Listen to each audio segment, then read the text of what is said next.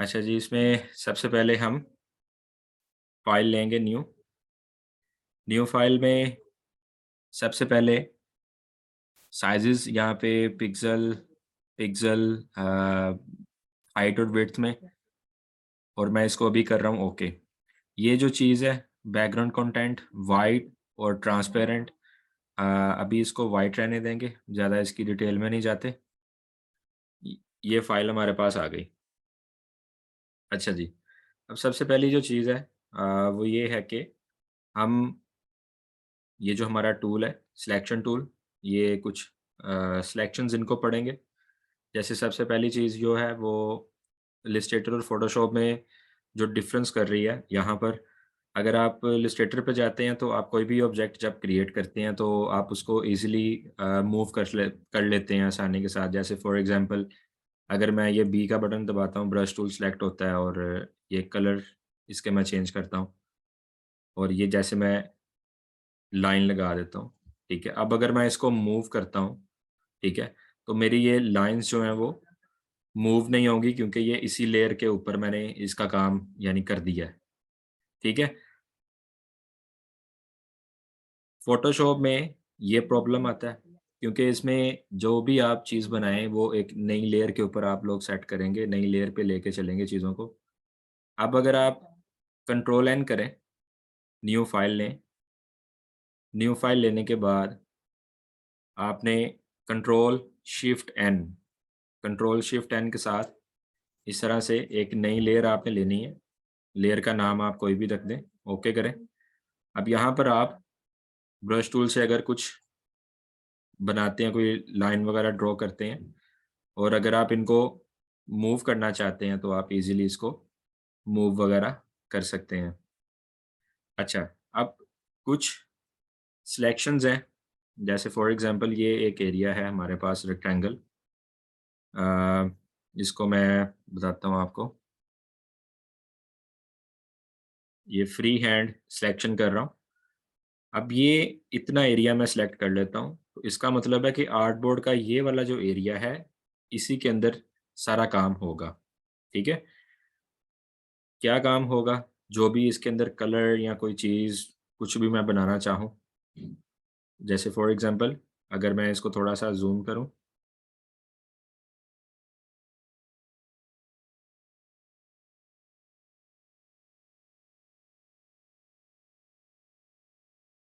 ये देखें जी, ये कुछ टूल्स ऊपर आपको नज़र आ रहे होंगे सिलेक्शन टूल के। ये जो हमारे पास सिलेक्शन टूल है, ये पहला पॉइंट, दूसरा और तीसरा, ये कुछ आपको सिमिलर लग रहा होगा इलस्ट्रेटर में जो पाथफाइंडर टूल हमने पढ़ा, उस जैसा आपको लग रहा होगा कि ये अच्छा ऐसी शक्ल हमने इलस्ट्रेटर में भी देखी थी, तो ये पाथफाइंडर जैसा लग रहा होगा। लेकिन ये कुछ सिलेक्शन की हमारे पास फर्दर चीज़ें हैं, जैसे अभी हम एक चीज़ शुरू करते हैं यहाँ पे,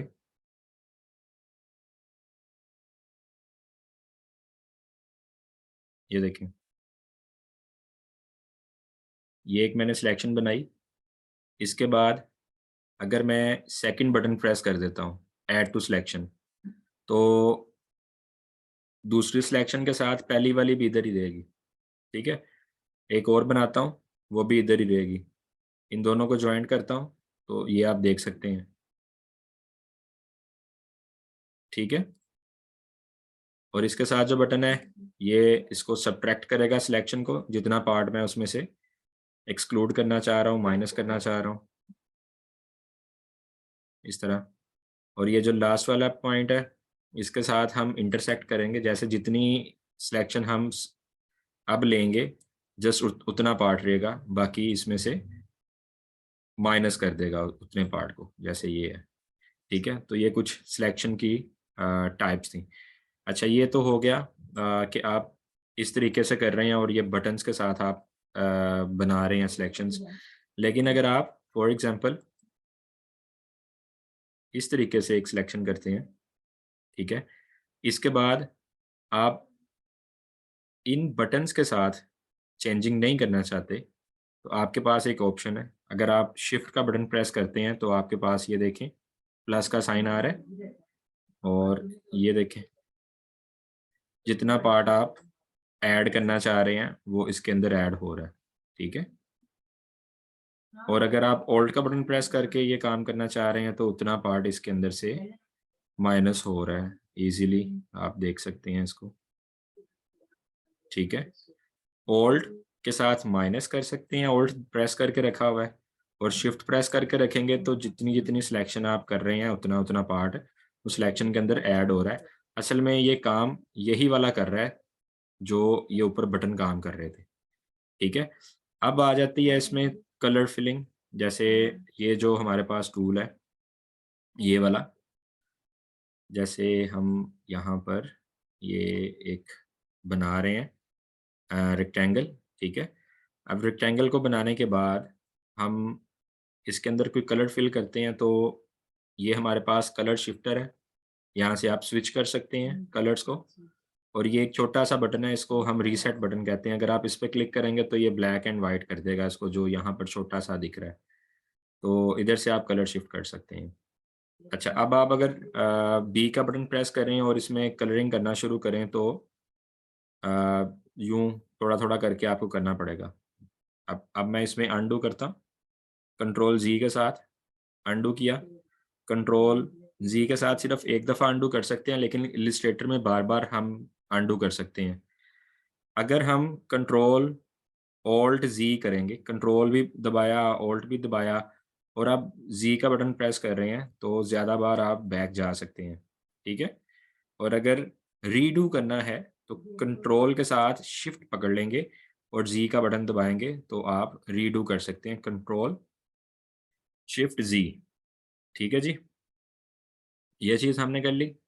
अब मैं चाहता हूँ कि एक ही दफ़ा में मैं इसमें कोई भी कलर फ़िल कर दूँ, तो उसके लिए एक शॉर्ट की यूज़ करते हैं।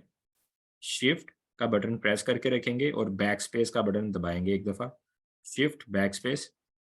अब यहाँ पर 2 चीज़ें, एक है बैकग्राउंड और एक फोरग्राउंड, ठीक है? बैकग्राउंड कलर और फोरग्राउंड कलर। अब बैकग्राउंड कलर कौन-सा है? अगर मैं इस पे ओके प्रेस करता हूँ, तो ये आप देख रहे हैं कि व्हाइट हो गया, क्योंकि यहाँ पर ये जो पीछे है ब्लैक है, ये बैकग्राउंड कलर है और ब्लैक फोरग्राउंड कलर है जो सामने है उसके, ठीक है? अच्छा, अब अगर मैं व्हाइट पे डबल क्लिक करके यहाँ से कोई कलर ऐड कर देता हूँ और ब्लैक पे डबल क्लिक करके इधर से इसको भी कोई कलर दे देता हूँ। अब ये 2 कलर मेरे पास आ चुके हैं, तो shift backspace background okay, shift backspace और फोरग्राउंड ओके। तो ये इसमें कलर फिलिंग शॉर्ट की मदद से पूरी आपकी जो सिलेक्शन कंटेन कर रही है वो उसमें कलर वगैरह फिल कर देगा। अच्छा, ये चीज़ हो गई। अच्छा जी, नेक्स्ट जो ये मैं पढ़ा रहा हूँ आपको सिलेक्शंस, इसका यूज़ जब हम कोई भी ऑब्जेक्ट की सिलेक्शन कर रहे होते हैं, ख़ास तौर पे बैकग्राउंड्स चेंज करने के लिए, ठीक है? उसके लिए ये काम आएगा। अब फॉर एग्ज़ाम्पल आपके पास कोई एक्सपेंसिव कोई महँगा प्रोजेक्ट आपने पकड़ लिया, लाइक अमेज़न के इमेजेस की एडिटिंग है, ठीक है? जिसको हम बोलते हैं पीपीसी, ईबीसी लेआउट्स वगैरह डिज़ाइन करना, तो उसके अंदर तो आप लोगों को बैकग्राउंड्स जो हैं वो फ़ोटोशॉप में ही बनाने पड़ते हैं, रिमूव करने पड़ते हैं, ठीक है? तो उसके लिए आपकी जो सिलेक्शन ग्रिप है वो बहुत ज़्यादा स्ट्रॉन्ग होनी चाहिए और वो सिलेक्शन हम पेन टूल की मदद से कर रहे होते हैं, ठीक है? क्योंकि उसमें सही से राउंड्स वगैरह जो हैं वो ईज़िली आप लोग बना सकते हो। अब यहाँ पर हमारे पास अ, सिलेक्शन के अंदर ही नेक्स्ट चीज़, ये मैंने सिलेक्शन की, लेकिन इस सिलेक्शन को जैसे ही मैं करता हूँ, तो हमारे पास ये ऊपर एक छोटा-सा बटन है जिसको हम बोलते हैं फेदर। फेदर यहाँ पे है 0%, 0 पिक्सेल, ठीक है? अब अगर यहाँ पर एक नई शेप मैं लेता हूँ और उससे पहले मैं फेदर इसका कर लेता हूँ फॉर एग्ज़ाम्पल 50 और एक नई शेप ले रहा हूँ यूँ। अब आप देखें कि इसकी जो सिलेक्शन है कॉर्नर्स के ऊपर राउंड हो चुकी है, ठीक है? तो जैसे ये आपको लग रहा है राउंड हुई, अब अगर कोई कलर इसके अंदर फिल करते हो, शिफ्ट बैकस्पेस के साथ ओके, तो ये कुछ इस तरह से आपको दे रहा है, इसका फेदर इंक्रीज़ कर दिया है, ठीक है? अब इसमें हमारे पास फेदर अगर कम करते हैं, जस्ट लाइक अच्छा, इसमें एक चीज़ ये देख लें कि हम अगर एक नई सिलेक्शन लेते हैं, तो वो सेम फेदर के ऊपर अब काम कर रहा है, ठीक है? कोई भी नई सिलेक्शन होगी, पीछे वैल्यू 50% ही दे रहा है फेदर की। तो जब भी आपने फेदर इंक्रीज़ डिक्रीज़ करना हो, तो पहले आप वैल्यू को चेक कर लें एक दफ़ा। 50 आप रख दें यहाँ पे अभी, अभी तो मैं रख रहा हूँ 0 और एंटर कर रहा हूँ। अब ये बिल्कुल नॉर्मल रहेगा और कलर अगर इसमें फ़िल करता हूँ तो बिल्कुल सॉलिड कलर देगा, कॉर्नर से उसको ब्लर नहीं करेगा, उसका फेदर इंक्रीज़ नहीं करेगा। कंट्रोल डी कर रहा हूँ, डी सिलेक्शन के लिए। अच्छा, अब मैं एक काम आपको करके दिखाता हूँ। ये एम का बटन मैं प्रेस करता हूँ और ये एक मैंने रेक्टेंगल ड्रॉ की। रेक्टेंगल ड्रॉ करने के बाद अब अगर मैं ड्रॉ करने के बाद फेदर इंक्रीज़ करना चाहता हूँ, तो मैं राइट क्लिक करूँगा इसके ऊपर और थर्ड ऑप्शन मेरे पास आती है फेदर की। यहाँ पे क्लिक करके अब अगर इसका फेदर मैं रखता हूँ 30% या 50 या 20, तो ओके। अब ओके करूँगा तो अब इसका फेदर जो है वो अप्लाई कर देगा। कलरिंग मैं यहाँ से शिफ्ट कर लेता हूँ। कलर शिफ्टिंग एक्स का बटन इसकी शॉर्ट की है। अगर आप एक्स का button simple just x press करना है, एक्स के साथ कलर शिफ्ट करेगा। तो ये देखें, शिफ्ट, बैकस्पेस, एंटर। अच्छा जी। अब इसमें कलर फिलिंग क्यों नहीं कर रहा? क्योंकि यहाँ पर अगर मैं लेयर की तरफ आता हूँ, तो कोई पीछे लेयर ही नहीं है, जिसके ऊपर ये फेदर अप्लाई करे। तो मैं अभी कंट्रोल जी करता हूँ, कंट्रोल शिफ्ट एन, एक न्यू लेयर ली, एम का बटन प्रेस किया और ये ड्रॉ किया, राइट क्लिक किया, फेदर पे गए, फेदर 20 अप्लाई किया, शिफ्ट बैकस्पेस, एंटर। अब इसके अंदर उसने 20 पिक्सल का फेदर जो है वो अप्लाई कर दिया। अच्छा, अभी स्टार्ट है ना, तो आपको ये चीज़ माइंड में आ रही होगी कि इनका यूज़ क्या है, ठीक है? तो जैसे इलस्ट्रेटर में हमने पहले टूल्स सीखे थे और फिर उनका यूज़ पढ़ा था कि ये वाली चीज़ अगर बनानी है तो इसके लिए ये वाला टूल हमारा यूज़ होगा, ये। इसी तरह से स्टार्टिंग पे अभी फ़ोटोशॉप है, तो पहले इसके कुछ टूल्स, फंक्शंस आप सीख लेंगे, उसके बाद काम मिलना शुरू हो जाएगा। अब अगर फॉर एग्ज़ाम्पल मैं कोई इमेज इसके अंदर लेके आता हूँ, एडोब फ़ोटोशॉप के अंदर, तो उसको हम देखते हैं, लेकिन इसमें एक पार्ट और आप देख लें, सिलेक्शन का ही। अगर मैं ये सिलेक्शन कर रहा हूँ, इस सिलेक्शन के अंदर ये स्टाइल के आगे लिखा है नॉर्मल। अब नॉर्मल में एक है फिक्स्ड रेशो, दूसरा है फिक्स साइज़, ठीक है? अब अगर फिक्स साइज़ के ऊपर क्लिक करता हूँ और यहाँ से एक साइज़ फिक्स कर लेता हूँ, जैसे इधर लिखा है 100 बाय 100। अब अगर मैं कोई ड्रा करूँगा, कोई भी सिलेक्शन, तो ये 100 की ही ड्रा करेगा, एक ही क्लिक के ऊपर। अब अगर मैं यहाँ से चेंज कर देता हूँ इसकी वैल्यू 500 और 400, एंटर। अब अगर बस एक क्लिक के ऊपर मुझे वो अपनी डिज़ायर सिलेक्शन दे देगा, जो मैंने यहाँ पे सेट किया है, कि जो बॉक्स हो वो इतने पिक्सल का हो, ठीक है? अच्छा, अब मैं एक इमेज लेता हूँ और वो इमेज जो है, जैसे फॉर एग्ज़ाम्पल इमेज यहाँ पे मैं लेता हूँ, एक वेबसाइट है जी, अनस्प्लैश। अनस्प्लैश के नाम से एक वेबसाइट है। यहाँ पर हमारे पास अब इसमें क्या है, जितनी भी तस्वीरें हैं, वो हाइली पिक्सेल्ड हैं। यानी उसके पिक्सेल्स जो हैं वो बहुत ज़्यादा हाई हैं, ठीक है? जैसे फॉर एग्ज़ाम्पल हम इस इमेज पे क्लिक करते हैं और मैं इसको कर लेता हूँ डाउनलोड फ्री और इसका जो साइज़ है, इसको ये मैंने ले गया फ़ोटोशॉप में,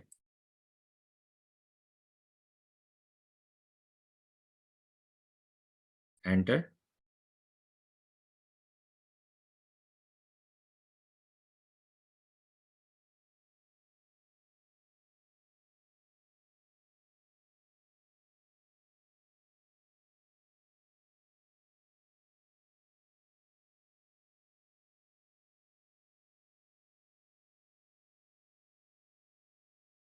फेदर 20, 50 और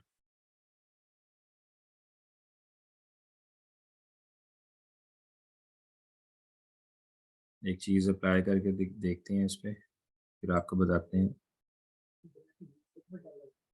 अच्छा जी, ओके।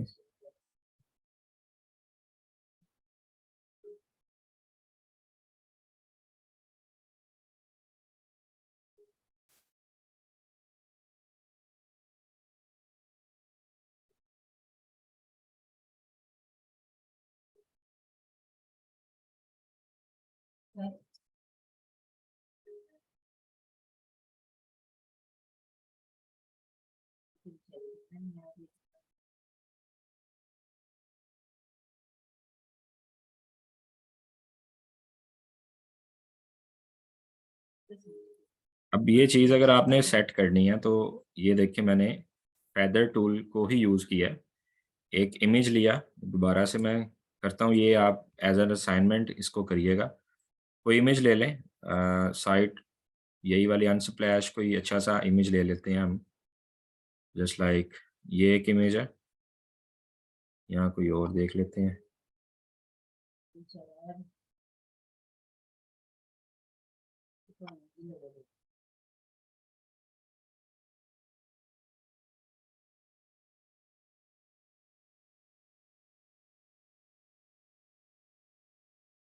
अच्छा जी, इसको मैं कर लेता हूँ डाउनलोड और ये फ़ोटोशॉप पे रखा। इमेज ओपन किया, एक नई लेयर ली कंट्रोल शिफ्ट एन के साथ, ओके। अब यहाँ पर इसका जो सिलेक्शन है, ये एलिप्टिकल लेता हूँ और इस सिलेक्शन को कर देता हूँ इनवर्ट्स। कंट्रोल शिफ्ट आई के साथ इन्वर्ट्स किया और राइट क्लिक करके इसका feather 80 pixel, okay fine. Colour white, shift back space, okay. Control D से डी सेलेक्ट, ठीक है। तो इस तरह अगर आपको करना पड़ जाए तो आप लोग इजीली कर सकते हैं इसके साथ, ठीक है। और इसी तरह से आप इसकी एक प्रैक्टिस के लिए इसको एज एन असाइनमेंट समझ लें और इसको ट्राई कीजिएगा, ठीक है। बाकी मेरे साथ कोई क्वेश्चन आंसर है तो वो करें। अभी हम इतना ही यहाँ पे रहने देते हैं, फिर फर्दर हमने ये लेयर्स और इसकी सारी प्रॉपर्टीज़ टाइप को पढ़ना है, उसके बाद फिर मैं ज़रा स्पीड तेज़ करूँगा। क्योंकि लेयर्स की समझ आ गई तो उसके बाद आपका ये कोर्स कदरे आसान हो जाएगा, जो फ़ोटोशॉप का पार्ट है।